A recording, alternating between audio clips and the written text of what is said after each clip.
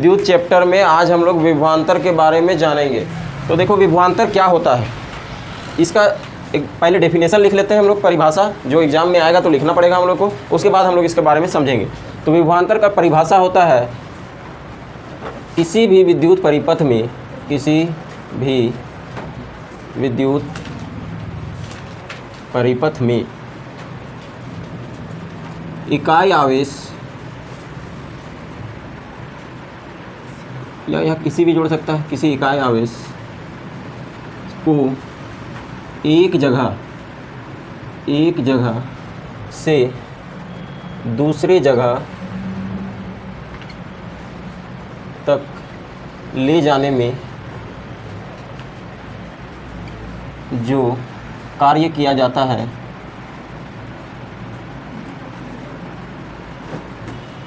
उसे ही विभवांतर कहते हैं, उसे ही विभवांतर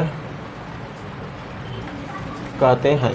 तो ये हुआ तुम्हारा बुक का डेफिनेशन, जो बुक में दिया हुआ है उसको हम लिख दिए। इसको भी समझाएंगे लेकिन थोड़ा सा बाद में, पहले हम लोग ऐसे समझ लेते हैं विभवांतर होता क्या है ना।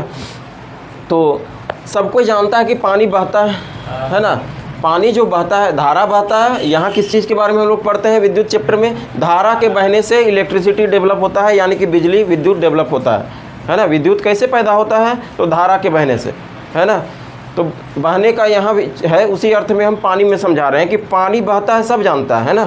तो पानी बहता है, वो क्यों बहता है?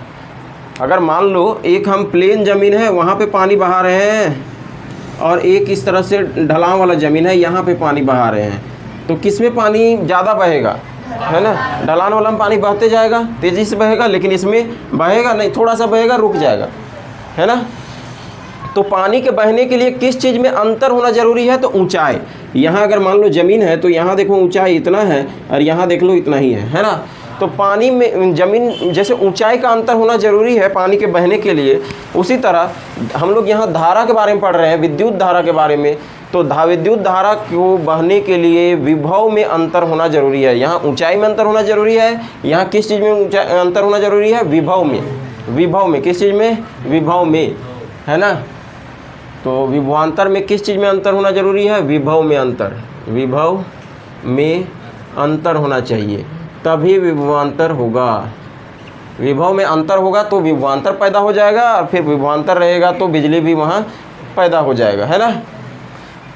तो अभी तक हम लोग जाने थे विद्युत चैप्टर में विद्युत धारा के बारे में, किसके बारे में जाने थे, हाँ, कोई भी परिपथ है, इसमें अगर इस बल्ब को जलना है तो इसमें विद्युत धारा चाहिए, यही ना हम लोग देखे थे कि विद्युत धारा चाहिए। लेकिन आज हम लोग एक चीज़ और जान गए कि विद्युत धारा तो ठीक है, लेकिन हम लोग को विभवांतर भी चाहिए, तब जाके इसमें बिजली दौड़ेगा, है ना। विभवांतर भी चाहिए। चलो, तो हम लोग देख लिए विभव में अंतर को ही क्या कहते हैं, विभवांतर। तो ये विभव क्या चीज़ है, तुम लोग जानता है विभव क्या चीज़ है। विभव है वोल्टेज। क्या है, वोल्टेज, जानता है ना। हाँ, तो वोल्टेज में जब अंतर होता है तभी क्या होता है, विभवांतर होता है। आ गया समझ में। तो खैर ये तो बस जानने के लिए था, विभवांतर क्या था हम बता दिए, है ना, समझने के लिए था। लेकिन बुक का जो डेफिनेशन है वही लिखना है हम लोग को एग्जाम में भी, तब नंबर मिलेगा।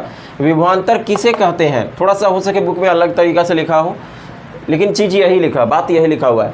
किसी भी विद्युत परिपथ में किसी इकाई आवेश को, किसी भी विद्युत परिपथ में, ये विद्युत परिपथ है मान लो हमारा, है ना, ये विद्युत परिपथ है। क्या होगा, स्विच होगा यहाँ पे इस तरह से, और क्या जुड़ा हुआ रहेगा, बैटरी इस तरह से जुड़ा हुआ है, तो ये विद्युत परिपथ हो गया। तो किसी भी विद्युत परिपथ में इकाई आवेश को, किसको, इकाई आवेश को किसी एक बिंदु से, मान लेते हैं ये बिंदु ए है और दूसरा बिंदु क्या है, बी, ए बिंदु से लेकर बी बिंदु तक ले जाने में जो भी कार्य किया गया वही क्या कहलाता है, विभवांतर कहलाता है। बात समझ में आया। तो यहाँ उसी अनुसार लिखेंगे हम लोग विभवांतर किसे कहते हैं। तो ये सब हो गया, ये सब मिटा देते हैं। तो देखो क्या बोल रहा है, विभवांतर किसे कहते हैं, इसके फार्मूला बनाने जा रहे हैं हम। विभवांतर किसको बोलते हैं, तो डेफिनेशन के अनुसार, परिभाषा के अनुसार क्या है विभवांतर, किया गया कार्य। क्या है, किया गया कार्य। ये कार्य क्या, किस लिए किया जा रहा है, आवेश को एक जगह से दूसरे जगह तक ले जाने में, बटा आवेश, मतलब जो भी आवेश है उसको एक जगह से दूसरे जगह तक ले जाने में जो काम किया जाएगा वही क्या कहलाएगा, विभवांतर कहलाएगा। बोलो क्लियर हुआ पूरा तरह से? चलो यही समझाना था हमको, जो तुम लोग समझ गया। तो विभवांतर को हम लोग यहाँ V से डिनोट करते हैं, किया गया कार्य को W से और आवेश को Q से। तो ये हमारा फॉर्मूला बनके तैयार हो गया। अच्छा, विभवांतर को V से क्यों डिनोट किया? वोल्टेज है ना, वोल्टेज है तो V से डिनोट करेंगे ना। किया गया कार्य को W से, आवेश को, ये फॉर्मूला याद रखना है, क्वेश्चन बनाने में हमें काम आएगा। क्लियर है यहाँ तक? समझ गई? तो ठीक है, अब इसके बारे में छोटा छोटा बात हम लोग और जान लेते हैं, जो कहाँ पूछा जाता है एग्जाम में और 1 नंबर ऑब्जेक्टिव में MCQ क्वेश्चन में पूछा जाता है। ये MCQ नहीं है, ये तो ठीक है ना, लिखने के लिए आएगा 2-3 नंबर में तो लिखेंगे। अब हम लोग इसमें MCQ क्या पूछा जाता है कि विभवांतर का SI मात्रक, क्या SI मात्रक, हम लोग वहाँ विद्युत धारा का भी SI मात्रक देखे थे। आज किसका देखने जा रहे हैं? विभवांतर का SI मात्रक। तो विभवांतर का SI मात्रक क्या होता है? वोल्ट। क्या होता है? वोल्ट। इंग्लिश में क्या लिखते हैं? VOLT। अरे वोल्टेज से वोल्ट, क्या दिक्कत है ना? याद रहेगा?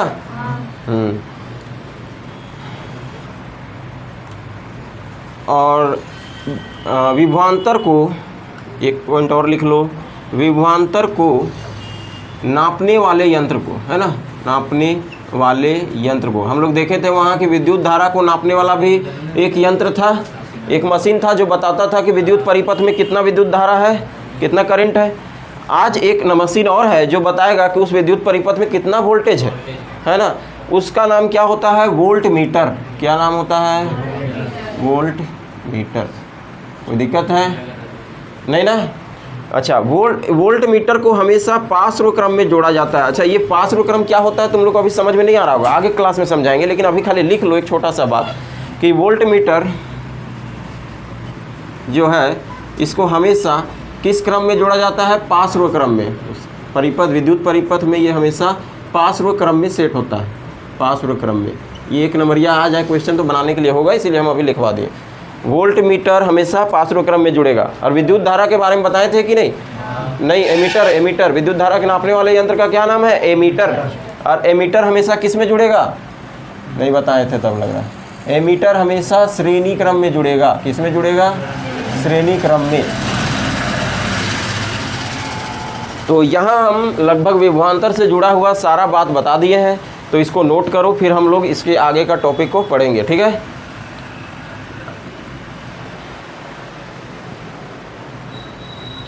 तो जैसे देखो, हम लोग विद्युत धारा में एम्पियर के बावजूद भी एक SI मात्रक सीखे थे फॉर्मूला से, तो यहाँ भी हम लोग फॉर्मूला से एक SI मात्रक डेवलप कर सकते हैं। V बराबर W/Q होता है, तो ये क्या है? Volt meter. तो इसका SI मात्रक W के जगह, जब W का SI मात्रक जूल होता है और Q मतलब कुल्लम, आवेश का SI मात्रक कुल्लम होता है, तो जूल पर कुल्लम इसका एक दूसरा SI मात्रक हो सकता है ना।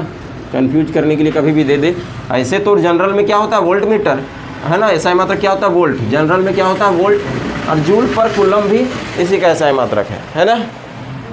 याद करने का ये जरूरत नहीं है, फॉर्मूला से निकल जाएगा, इसको याद रखो। तो देखो, अब विभवांतर में हम लोग पढ़ लिए हैं, उसका डेफिनेशन, फॉर्मूला, SI मात्रक सारा कुछ पढ़ लिए हैं। अब ये क्वेश्चन बहुत बनता है कि 1 वोल्ट को परिभाषित कीजिए, 1 वोल्ट को परिभाषित कीजिए, है ना। ये क्वेश्चन जैसे धारा में पढ़े थे हम लोग, विद्युत धारा में क्या पढ़े थे? 1 एम्पियर को परिभाषित कीजिए। आज क्या पढ़ रहे हैं? 1 वोल्ट को परिभाषित कीजिए। तो अभी देखो हम लोग एक फार्मूला सीख के आए हैं, V बराबर W/Q। ये फार्मूला याद रहेगा, परिभाषा भी हो जाएगा और इसका भी परिभाषा हो जाएगा, है ना। 1 वोल्ट को परिभाषित कीजिए, इसका मतलब क्या को बोल रहा है हमको? V को क्या बनाने बोल रहा है? 1। तो V 1 कब बनेगा? जब W भी 1 हो जाए और नीचे Q जो आवेश है वो भी 1 हो जाए। 1/1 बराबर 1 ही होता है ना। तो अब सिंपल से इसका परिभाषा हम यहाँ देख के बना सकते हैं। जब किसी विद्युत परिपथ में, ये लाइन एकदम कॉमन है, सब में होगा, जब किसी विद्युत परिपथ में, यहाँ ये तो लाइन सब में लिख रहे हैं हम लोग, हर डेफिनेशन में नहीं। जब किसी विद्युत परिपथ में 1 कुलम आवेश को, कितना आवेश को? ये आवेश ही होता है ना। हाँ, तो इसको 1 बनाना है, तो 1 कुलम आवेश को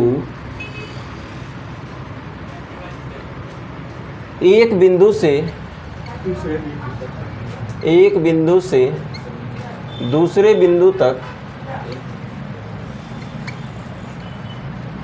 ले जाने में 1 जूल का कार्य किया जाता है। कार्य को भी अब हम लोग को क्या बनाना है, 1, है ना। तो 1 जूल का कार्य किया जाता है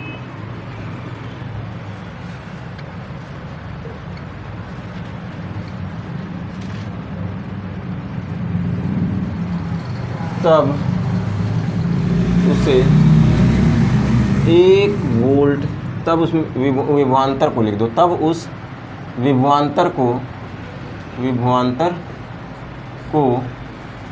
क्या कहते हैं, 1 वोल्ट कहते हैं, 1 वोल्ट कहते हैं। खत्म हो गया, कंप्लीट। आ गया समझ में? चलो जल्दी से नोट करो, फिर दूसरा पढ़ेंगे। चलो अब एक क्वेश्चन देख लेते हैं। और देखो ये क्वेश्चन तुम्हारे बुक का ही है, एनसीईआरटी बुक का, और ऐसा ही आसान क्वेश्चन एग्जाम में भी पूछा जाता है। एग्जाम में कोई बहुत टफ क्वेश्चन नहीं पूछा जाता है ना। तो बस फॉर्मूला याद रहेगा तो हम उस क्वेश्चन को बहुत आसानी से कर सकते हैं। तो चलो इसको देखते हैं क्या है ये क्वेश्चन में। 12 वोल्ट विभवांतर के दो बिंदुओं के बीच 2 कूलम आवेश को ले जाने में कितना कार्य किया जाता है। तो यहाँ देखो जो दिया हुआ है उसको लिख लो क्वेश्चन पढ़ के। विभवांतर कितना दिया हुआ है, 12 वोल्ट, तो डायरेक्ट लिख लेंगे। विभवांतर को V से दिखाते हैं, और कितना लिखा हुआ है, 12, हो गया, है ना। उसके बाद और क्या दिया हुआ है, आवेश 2 कूलम। आवेश कितना दिया हुआ है, 2 कूलम। तो आवेश को क्या लिखते हैं, Q से, है ना। Q कितना दिया हुआ है, 2 कूलम, तो 2 कूलम लिख लिए। उसके बाद हम